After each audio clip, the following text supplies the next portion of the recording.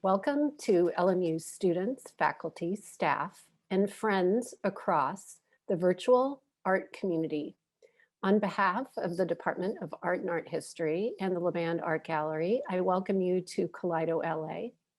I'm Karen Rapp, and I'm hosting today's artist lecture from the Loyola Marymount University campus in Los Angeles. I want to acknowledge that the LMU campus is situated on the traditional, ancestral, and unceded territory of the Gabrielino Tonga peoples. This academic year, beginning in fall 2020, the KaleidoLA series has been presented on Zoom and is archived on the CFA College of Communication and Fine Arts YouTube page.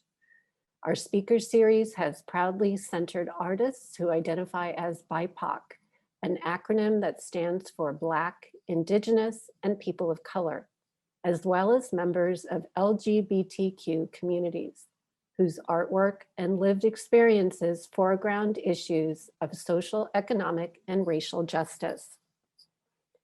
I am grateful to collaborate with my colleagues and thank the faculty of the Art and Art History Department, especially Chair and Professor of Studio Arts, Sari Cho Dobson, and Chair and Professor of Art History, Dr. Damon Willick, as well as staff members Arturo Mejia, Alegria Garcia, David Yee, and Kate Shirley from the CFA Dean's Office. As well, LeBand staff members Molly Corey, Emma Paulin, and Jose Camacho, and Keith Jones from ITS. You will see a Q&A button at the bottom of your screen where you can write questions or give your reaction throughout the talk today. Your question will be answered during the presentation at its conclusion. Today's webinar is being recorded and will be archived on YouTube with a link available on the KaleidoLA website. I want to welcome Cara Romero to the KaleidoLA series. Cara is a contemporary fine art photographer who is an enrolled citizen of the Chemehuevi Indian Tribe of the Chemehuevi Reservation of the Mojave Desert. She was born here in Los Angeles, very close to LMU in Inglewood. Her upbringing was shaped by a contrast of settings. She was raised between the rural Chemehuevi Reservation and the urban sprawl of Houston, Texas. She majored in cultural anthropology at the University of Houston and later studied at the Institute of American Indian Arts in Santa Fe, New Mexico, and at Oklahoma State University. Her education includes formal training in film, digital, fine art, and commercial photography. Cara currently lives with her family in Santa Fe and travels between the Chemehuevi Valley Indian Reservation, where she maintains close ties to her tribal community and ancestral homelands. Cara's work has been recognized with numerous awards at major US Indian markets, as well as the Visions for the Future Award from the Native American Rights Fund. Her work is in the collection of the Nelson Atkins Museum, Missouri, the Heard Museum in Arizona, the Crocker Museum in California, the Peabody Essex Museum, Massachusetts, the Autry Museum of the American West, California, the Smithsonian Museum of the American Indian in New York, and the Museum of Indian Arts and Culture, New Mexico, as well as in many private collections, both national and international. Cara's photography was prominently featured in the 2019 Desert X Biennial that took place in the Coachella Valley of Southern California. Her work is also part of the groundbreaking group exhibition, Hearts of Our People, Native Women Artists, organized in 2019 by the Minneapolis Institute of Art. Hearts of Our People was on a national tour that was put on pause due to the pandemic. It was also at this exhibition in Minneapolis that I personally found myself transfixed by Cara's images. Her latest project will bring her back to Los Angeles. Cara was just awarded a Radical Imagination grant by the Indian Collective and will use the grant to create a series of healing photographs focused on the visibility, resilience, beauty, and strength of Southern California's Indigenous peoples. She will be installing these images on billboards and public places throughout Los Angeles area in summer 2021. Cara, thank you so much for joining us today at LMU. Welcome to the virtual podium. We are thrilled to have you today, and I turn over the microphone to you. Thank you. Thank you, Karen. Thank you, everybody, for joining in today. My name is Cara Romero, and I'm an enrolled citizen of the Chemehuevi Indian Tribe of Southern California. I'm logging in today from downtown Santa Fe. So these are the traditional lands of the Cara-speaking Tewa, Tiwa, and Towa people, also known as the Pueblos of New Mexico. My husband is Cochiti Pueblo, and I ended up in the Santa Fe area during my time at the Institute of American Indian Arts. And like Karen mentioned, I go back and forth between Santa Fe and the Chemehuevi Valley Indian Reservation. A little bit about myself. I was born to interracial parents in the late 70s there at Centinela Hospital, and we lived in Redondo Beach. And then my dad is Native American and my mom is Anglo. And in 1979, our entire family, grandparents, mom and dad, brothers, aunts and uncles, relocated back to the Chemehuevi Valley Indian Reservation, which is at the very edge of San Bernardino County on the California waterfront of the Colorado River. It is the wild, big Mojave Desert. It's very pristine and very rural. We're between Needles and Blythe, just to give you a little geography of how rural we are. And that is the place that is my home. When I was young, my grandmother was chairwoman of our tribe. I say that because it's unique. Many tribes are very different, but ours has a great amount of gender equity, and our women are taught from a very young age, not only their power, but their ability to take up space and talk. We enjoy a shared government of both male and female. And I like that about our tribe. So pretty early on in life, my parents split. And like many kids, I spent most of my childhood and young adult life going between parents, which for me lent itself to not only a biracial, bicultural experience, but also this idea of rural and urban experience. And all of that forms a person's identity. But for me, it put me at many different intersections. And I think as an artist, a lot of times those intersections or this idea of those spaces between is where art happens. And so I am going to share with you a body of my work. I'll share my screen now. Give me one moment.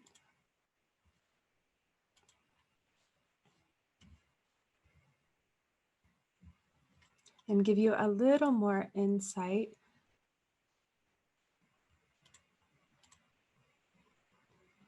to my practice and my biography.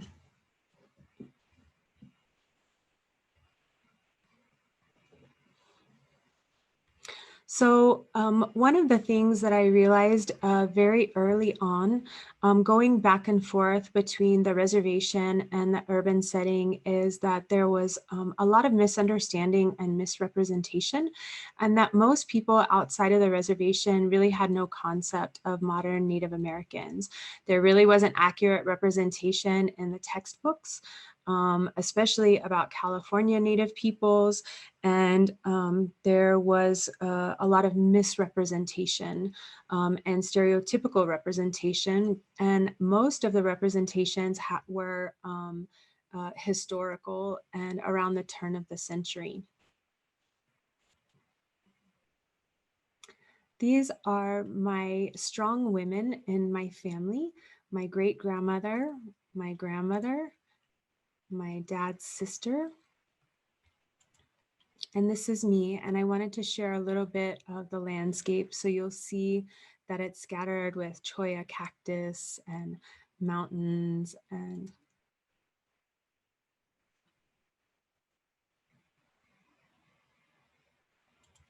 so before I begin with the first kind of theme that emerges in my body of work, I wanted to talk a little bit about that misunderstanding of modern Native peoples that I recognized from a really young age going to school. And I ended up an anthropology major at the University of Houston, where I was still looking to find modern stories of Native peoples. And as fate would have it, I took my first black and white film photography class. I had never picked up a camera before. And I was lucky enough to have an instructor, one of those instructors that come along in your life and change the course of your life. His name was Bill Thomas, and Bill Thomas emphasized content over technical ability. So where I struggled to catch up with some of the other students who had a background in photography, I had a lot to say and immediately found the power of photography and the ability to communicate visually through the camera.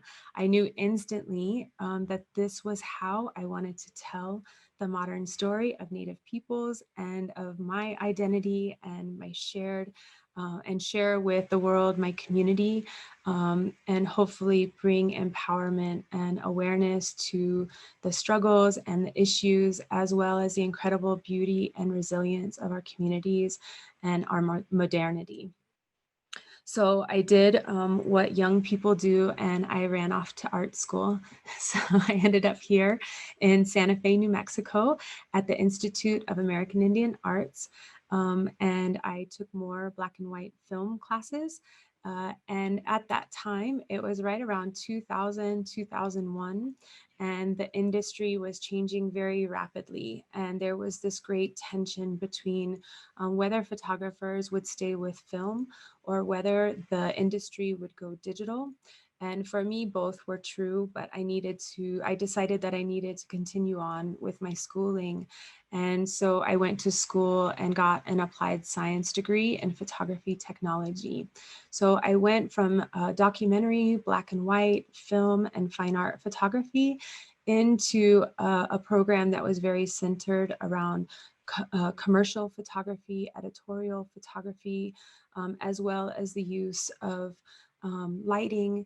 And I think all of those styles emerge in my visual voice that I'm known for today. So one of the first themes that emerge in my work is what I call the cultural landscape. The cultural landscape for Native peoples and Indigenous peoples is really so much, it's a really our universe. It's where our cultures, our language, our DNA emerges from as Native peoples. And for me, that is the Mojave Desert. And our universe for Chemehuevi peoples is really known for some of the finest basketry in all of the Great Basin. The artistry of baskets are intrinsically and ontologically like the people tied to our cultural landscape. So the ability to gather basket weaving materials along healthy waters, the ability to travel seasonally to the places where the materials are ready, really took a community and a different experience and a different Indigenous worldview in how we interact with our landscape. It's something that I like to point out to people that are just at the beginning of their understanding of Southern California Indigenous peoples, is to begin looking at the Indigenous science of your bioregion, because that Indigenous science holds so many answers for how Indigenous people can really help guide our entire guide all peoples back to living in balance with our cultural landscape, the proper use and reciprocity when it comes to our precious resources and water, our fauna, our animals that are still in these areas that are undeveloped. Indigenous peoples globally are stewards of more than 80% of the world's remaining biodiversity. And so that is something that is so important to me as a Native person, is my cultural landscape. I'm from the land of the Joshua trees, and this one is taken right at the border of Nevada and California, where my ancestry is from. Our modern reservation and many modern reservations are just small portions of what were once our ancestral landscapes. And I just like to point that out. This next one is taken during this past year back home. These are 4 young boys that you'll see later in the slideshow that I have been working with for the past 2.5 years. They are from the Chemehuevi Valley Indian Reservation, and from left to right, they are Curtis, Winka, John, and Kiani. They are 2 sets of brothers, and here are demonstrating that they are on the path. The title of the photograph is Puha, the path to becoming our future culture bearers in Southern California. One of the common cultures that we share in Southern California is bird singing. So you'll see them carrying the gourd, and this is a life way and a social cultural exchange that California Indigenous peoples share as a way to interact with each other, as well as share mythos in the songs. And we still practice these to this day. This one is taken up on a hilltop on the reservation at sunset. So these are silhouettes of the 4 boys.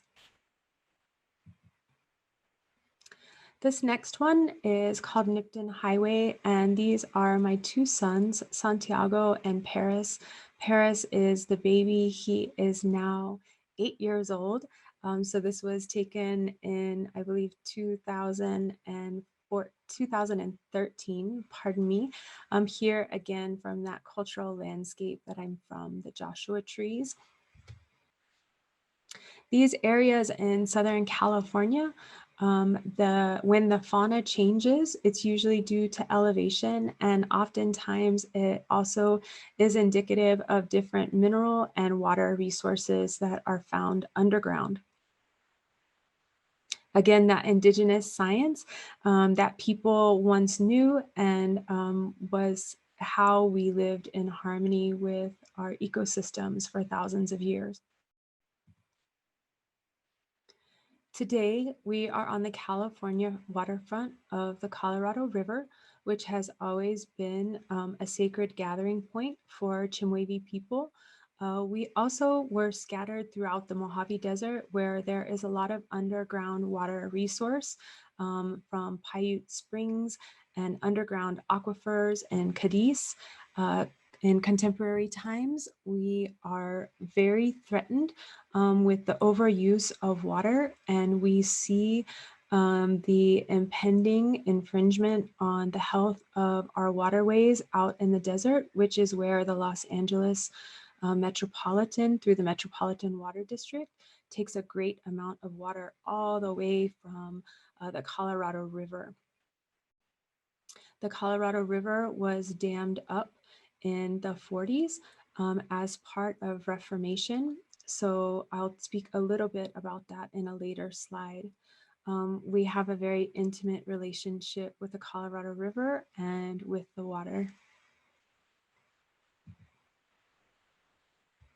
This one was the very first in a series that I now describe as Jackrabbit, Cottontail, and Spirits of the Desert.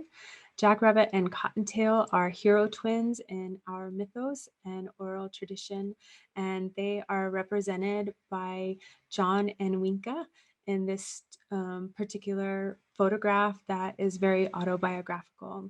So you'll see a few different things going on, but in short, this is about throwing out the idea of linear time and historical timeline, and more expressing this idea of how our indigeneity exists without the constraints of time. So you'll see the modern woman and the two boys dressed pre-colonial. You will also see the 1968 Volkswagen Bug that we grew up with in my family. And the photograph is colored to what I grew up with, which is what we call bad film in photography. So you'll see it's kind of rosy and there's purple in the blacks. And this was all a very autobiographical exploration of how all of these things in Indigenous worldview exist at once. More on our cultural landscape. So we have just this incredible, I guess, like I said, my bones are from there. I have this incredible love for the Mojave Desert. This is a large, vast area of clay, sacred clay that's on the southern end of our reservation. And this particular image is exploring traditional dress of Chemehuevi peoples, which we no longer dress this way since the onset of colonialism. We are covered from neck to wrist to ankle in calico in more modern times. So this is the beginning of exploration about body image and the control of our bodies as Indigenous people. This is I guess loosely my niece, and we have different kinship laws within our small communities. And her boys are two of the boys that I photograph. You'll see in the very next photograph. So I often work with friends and family. That to me allows me to counter the exploitive nature in photography and make sure that we're telling stories that we feel together are important from our community. So this is Sheridan, and you'll see oftentimes many of the same models and friends and family appear in my photographs. This one is taken in my dad's backyard and is another blend of timelessness, of things that are important in thick context from an ethnographic viewpoint about peoples and place and the power of the younger generation in our communities. This is my dad's Cadillac, affectionately called Shameless. And so the photograph is entitled. So as Karen mentioned earlier, I was invited to be one of 25 international artists to participate in the Desert X Biennial, which was a land-based art installation in Coachella Valley. The artists were asked to respond to the landscape.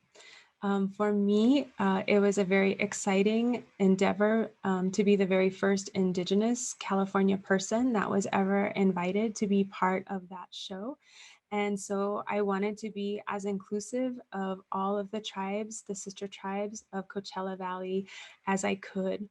The idea came to me that I would work again with our shared mythos of the Chemehuevi people.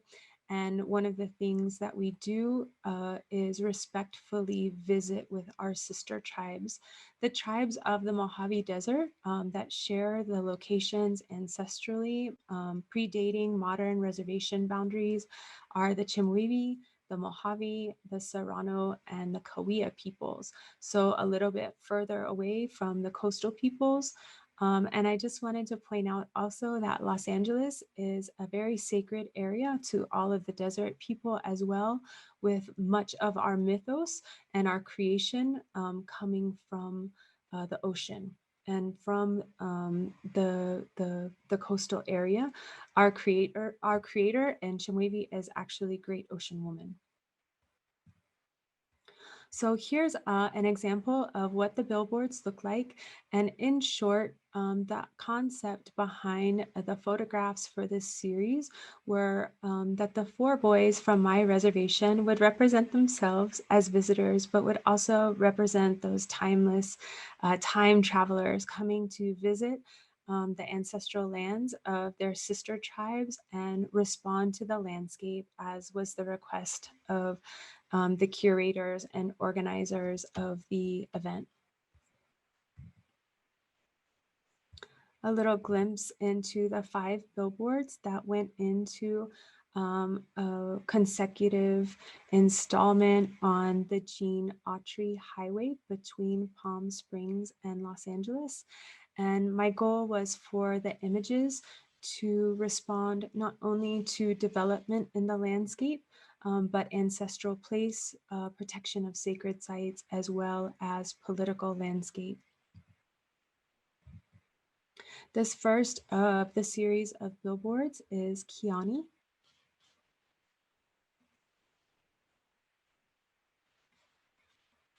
Prominently placing a California Indigenous person with the iconic palm trees was something that I felt like was important because traditionally Plains tribes are often a very quick go-to in education and media. So while a lot of people have a grasp or an understanding on Plains culture and Plains history in the United States, California has one of the most brutal colonial histories in the United States, and we have been purposefully erased from both education and media in California, creating a great amount of invisibility that we face, that we discuss amongst each other and have for a long time within California Indigenous culture. So countering the idea of invisibility as California Native people. This one is called Evolvers, and this one is meant to look like a kind of a sci-fi poster. So if our time traveling ancestors and spirits were to come back and see the iconic wind turbine development, how might the ancestors react? One thing that's interesting about this concept is that it is a shared belief in California Indigenous culture that our ancestors and spirits are still part of the landscape and therefore are experiencing all of the changes and development. This one is very playful, so you can see that the boys are really look like they're running away from the science fiction wind turbines that are behind them. It's a candid shot. They're racing through the wash. But in deeper dialogue about this image is this idea of development of infrastructure in the backyard of people of color. So dive deeper into this image and you'll begin to have conversations about environmental racism and meaningful consultation and environmental law with Indigenous peoples. So while many people may look at the desert landscape as an empty landscape ripe for development, it actually possesses a rich Indigenous history, and the washes of the California desert are migratory paths for animals, as well as the tide pools of the desert. So there's a lot going on in this photograph. This one is at the entryway to Indian Canyon, a sacred site for Cahuilla peoples on the lands of the Agua Caliente band of Cahuilla Indians. And this idea that our ancestors are in the landscape, protecting over sacred sites as well.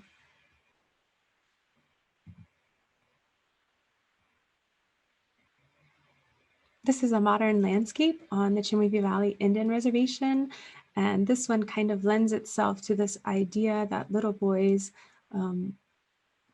play in a similar manner universally on this old truck that's sitting in the yard across from my house for the last 15 years. And the political landscape So with the opportunity to be in this large, highly visible advertising space, I wanted to take a moment to respond to the violent wall that was proposed at the South, and take a moment to advertise to all of the migrant and immigrant population in the Coachella Valley that we still acknowledge them as Indigenous to the land. All four boys in this photograph possess ancestry that predates colonial borders. And so they have ancestry, as do many people of the Southwest and Southern California, ancestry that from both sides of the border. I wanted to take a moment to advertise to the people during this past administration that there was a counter message from the Indigenous peoples of Southern California. This one is called the 17-Mile Road, and I placed it here, but it also belongs in another theme where you'll see how I use pop culture and reference to show the place of modern Indigenous peoples within the larger conversation of art and dominant culture. This next series is called Water Memories. They were a series of photographs that were responding to the historical flooding that happened from the damming of the rivers across the United States. So post Great Depression, you enter a time of reformation. And during that time, a look at hydraulic energy as a way to create jobs and energy in the United States. As happens time and time again, big energy development often is at the cost and pain of Indigenous peoples, from the gold in the Black Hills to oil in other areas. And for many tribes, they were flooded out of their traditional valleys by the dams that were built. So for example, Hoover Dam, Davis Dam, Parker Dam, Shasta Dam. These dams went in all the way across the United States and flooded Indigenous peoples out of their agricultural and ancestral homelands, places that were fertile not only with food and game, but also with their basket weaving materials and all the things that they needed to live in their cultural lifeways. For this series, I worked with friends and family who, like myself, had been affected by flooding, either historically or presently affected by climate change. These two are mother and daughter. I was underwater for all of these images. They were taken actually in a local swimming pool with scuba diving equipment and underwater housing for my camera. So a lot of people like to know how I did these. That's how I did these. This next one is my friend Chanupa Hansgaluber. He is a tribal member from the Mandan Hidatsa Arikara tribe. They are known today as the Fort Berthold Reservation. They are just they are just north of Standing Rock. So you'll see that their tribe, like ours, was flooded out of their ancestral valley to make Lake Sacagawea. They ended up on a chunk of clay and they found oil. So this next series of photographs is about pop culture and our indigeneity. This idea of Native American photography, for me, when I first came onto the scene, was really predominantly non-Native photographers photographing our culture. And so I often found that most of the photographs were, I guess, exhibiting these ideas of stereotypes of magical Native peoples, of mystical, romanticized Native peoples, and really wanting insight into our culture and into our cultural privacy, which for me, from our tribe, is actually a place of great discomfort and creates this idea of not trusting the medium of photography, because we keep our culture and very much private. And so this idea of this next series was really placing us in modern context so that psychologically the viewer it reaffirms our modernity and our place in modern society, and this idea that we are very much living in modern times and understanding all of the conversations and dialogues around pop culture as well. This one is called TV Indians and is one of my favorites. You'll see an intertribal representation of friends and family from here in New Mexico that represent different pueblos. And on the TVs behind them in this dreamscape, or what I would call a postmodern Curtis figurative landscape, you'll see ways that Native Americans have been represented in Hollywood. Some of them are, even though they're stereotypical, are also somewhat beloved in our communities. So you'll see everybody from Billy Jack to Iron Eyes Cody, who was not even Native, to Little Big Man, Tonto and Lone Ranger, Dances with Wolves, and a couple other images like the raising of the flag at Iwo Jima and the occupation of Alcatraz, as reminders and a visual parallel to how we're represented in media and how we look in real life. This one is called The Last Indian Market.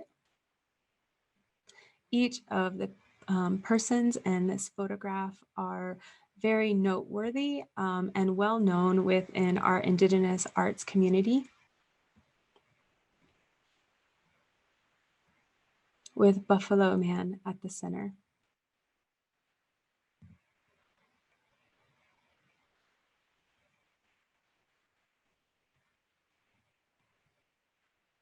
This is an early on play on Annie Leibovitz' very iconic photograph of John Lennon and Yoko Ono,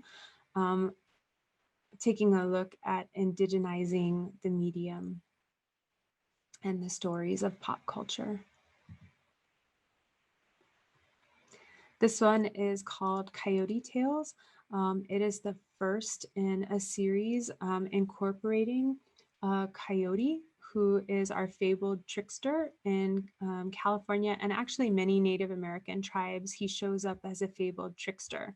So while he often makes mistakes, we learn by those mistakes, and he is beloved to us anyways. So this idea of humanity and mythos coming back in modern times and still very much with us as California Native peoples. And the next body of work really is where women take a strong center stage in my work. As I described early on in my biographical presentation, we have a great amount of gender equity and female empowerment on our reservation, both traditionally, historically, and in modern times. And being a woman behind the camera for me has been a really subtle but really powerful shift. So really taking a look at photographing subjects very collaboratively, telling stories, correcting and exploring self-image and the control of our bodies. These photographs come from a very maternal place. This first one is called Ka. Ka is a contemporary potter from Santa Clara, and we have a shared mythos of a clay woman. So clay woman is the spirit of the clay that's subtle and inviting to work with and found the world over. But when you go to fire the clay, no man or woman can ever master her. So forever humbling. And that metaphor is really visually communicated through this photograph, as well as the way that clay woman has been passed down to Ka through thousands of years. There is a second photograph of a Mesa Verde vessel superimposed on her skin. So she's painted in clay with a second image superimposed over her body, and her hair is captured in motion at 1/8,000th of a second. This next series of images are called First American Girls, and they are an exploration, educational exploration for non-Native peoples, and an exploration into self-representation for Native peoples on the incredible diversity of our different tribes, as well as our different regalia. So again, countering this idea of the pan-Indian, and really giving great effort to show how our different vernaculars are different as tribal peoples, as well as how our regalia and cultural accoutrement changes from tribe to tribe. This one is called Naomi. She is from the northernmost Chumash, so from the land of San Luis Obispo.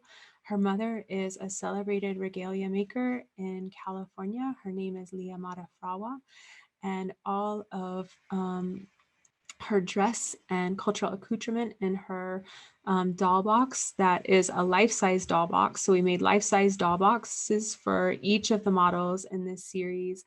And then as a family and as a community designed those doll boxes so they would be accurate cultural portrayals of their tribe and their bioregion and the intergenerational knowledge and traditional ecological knowledge that go into how we dress our children. This one is Wakia. She is Comanche and Kiowa and dressed in a traditional Southern buckskin dress. So you'll see the incredible contrast between women and tribes, reinforcing our diversity and countering this idea of the one story narrative that Native American peoples often get placed into. This one is my niece, Julia, from Cochiti. And this is Julia and Jocelyn, mother and daughter from Cochiti.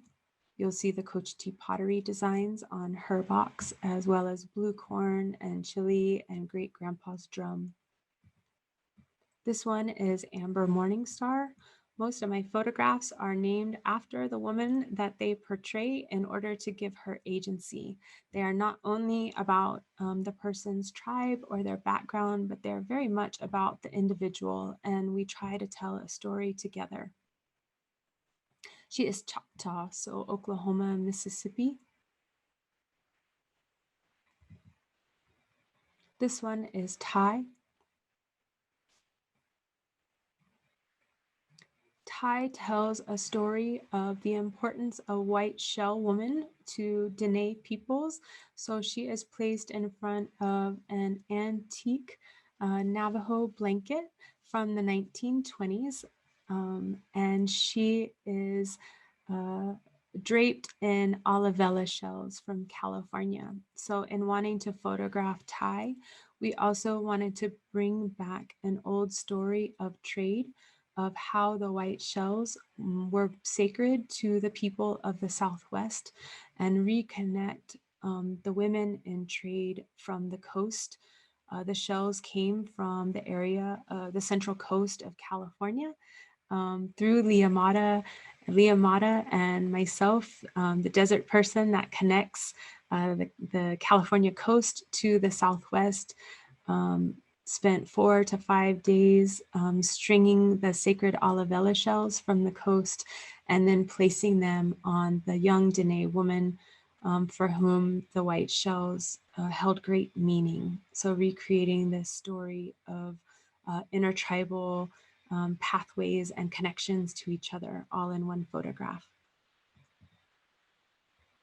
This one is Jenna. Jenna is a mixed martial artist, competitor, and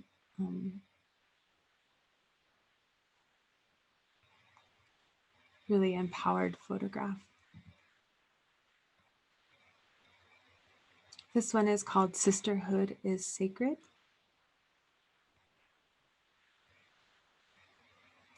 And finally, I would like to end on time with a photograph of my daughter at 11 years old.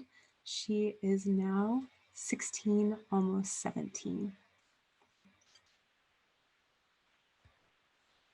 And that concludes my slideshow for today. I know I went through things really fast. Thank you so very much. You're so welcome. Yeah, we do have a few questions, and please feel free. You can continue to pop questions into the Q&A if you would like. The first question goes back to earlier in the talk when you showed the image of the sacred clay, and we had someone asked, what is the sacred clay used for, and does the sacred clay have a mythological context? For example, stories around the sacred clay.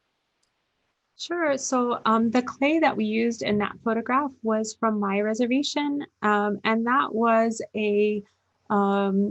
I guess, purposeful sharing of cultural exchange between myself and the model. The model is from New Mexico, but we used clay from the area on my reservation. The clay is used for pottery. Areas of good clay that fire well are considered just sacred by their ability to withstand the tremendous amount of heat of firing. And so when Indigenous peoples find good clay, it is a shared resource. The mythos of the clay was the story that I was telling about Clay Woman. So this kind of deity or spirit of the clay that is feminine. And I hope that answers your question. Yes, thank you. The next question is, how much do you feel like your audience is other Indigenous peoples and people of color inside and outside California for white settler audiences and for your fellow Chemehuevi citizens? So my first audience is really the larger Native community. I feel like that is a good place to start as an Indigenous person creating content about my own mixed race identity. It's really trying to counter what I've seen out there, or maybe other types of photography that were stereotypical, wanting insights into our culture.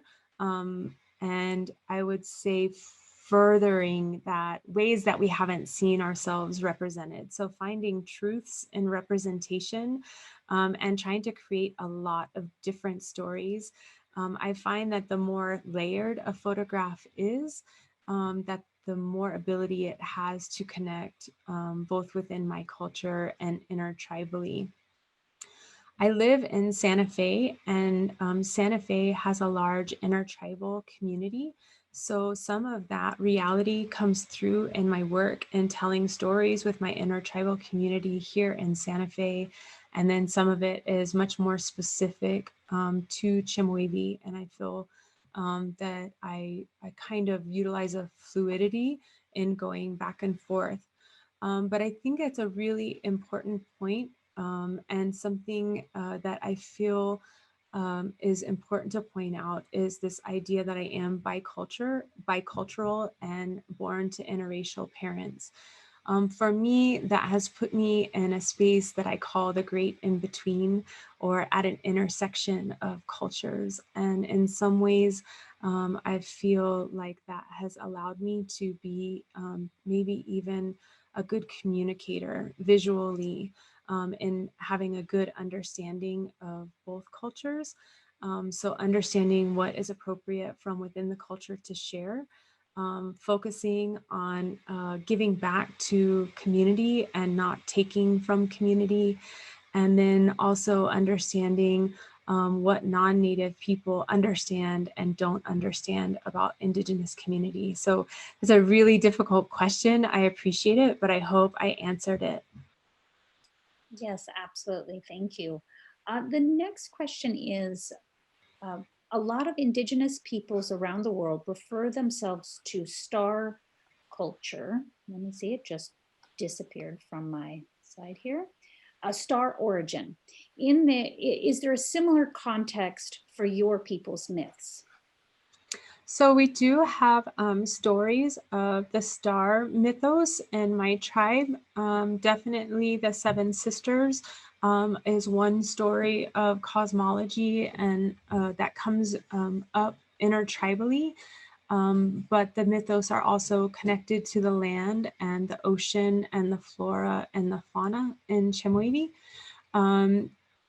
There has been a lot of information lost due to disruption and forced assimilation, relocation, termination era, boarding school era. So it's always incredible when people and these bits of information, whether it be oral tradition or regalia making, have survived really against all odds. In my experience, a lot of the oral tradition and stories about the stars are still continuing to be put back together. But yes, we have stories of stars. Thank you. Someone asked if you could talk a little bit about your plans for the project that Karen had mentioned in your introduction. You just received a grant for the one here in Los Angeles. Sure. So I'm in the research and development phase of that public art project. And so right now I'm conducting a series of interviews intertribally with my friends and network from different tribes in the Los Angeles area. So Tongva as well as Shumash. I've interviewed Kauai. I'll be interviewing Chemehuevi, and hopefully being able to combine intertribal visibility without creating any kind of misunderstanding is definitely a goal for the series. So one of the things that I emphasized in my presentation was our incredible diversity. There are so many different bands in Southern California and so many different traditions and language groups. But oftentimes where we come together as Indigenous peoples, not just in Southern California, but globally, are in our struggles for land protection, our struggles for water protection, our struggles for recognition, understanding.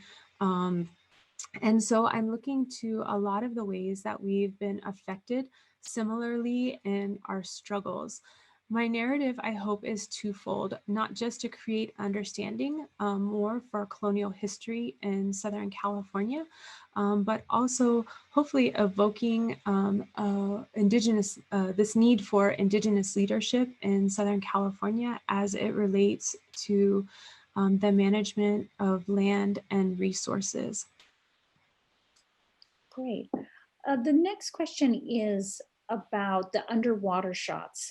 If you could talk a little bit more about the underwater shots. This person in particular was interested in the sort of more technical aspects of how you shot those. Sure. So great question. I had the idea, and a lot of times I'll end up with like this idea in my head, and then I'll have to figure out how to produce it. I had never made underwater photographs before. And so I began researching.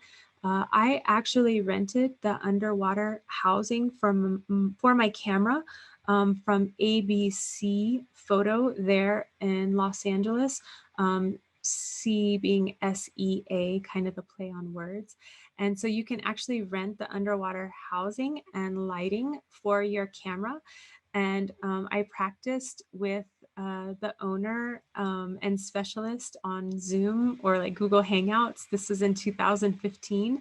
We practiced in my bathtub before I actually went to do the 2-day shoot. It did require scuba diving expertise as well, because as I began to research, you have to be able to stay really still. And so it required having one of those scuba diving vests that you could let the air out of, so you could go and sit very still at the bottom of the body of water, which in this case was a swimming pool.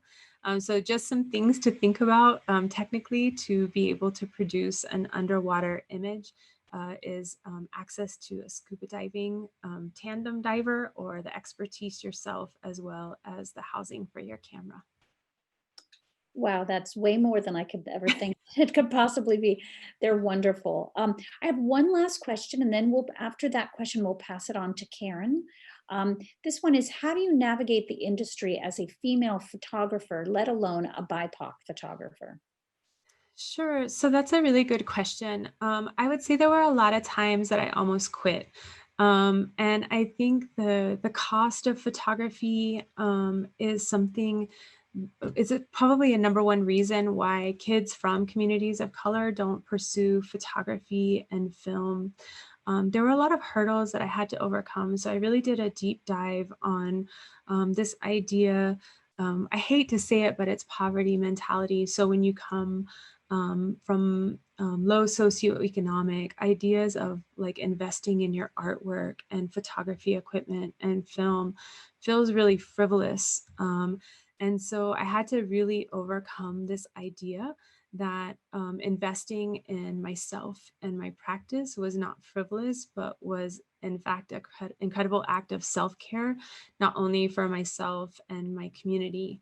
Once I was able to get to a point, I reinvested everything kind of in my small business and always worked an extra job in order to make ends meet. And now that I'm living and working as a photographer, I make note and always try and give this incredible platform back to my community.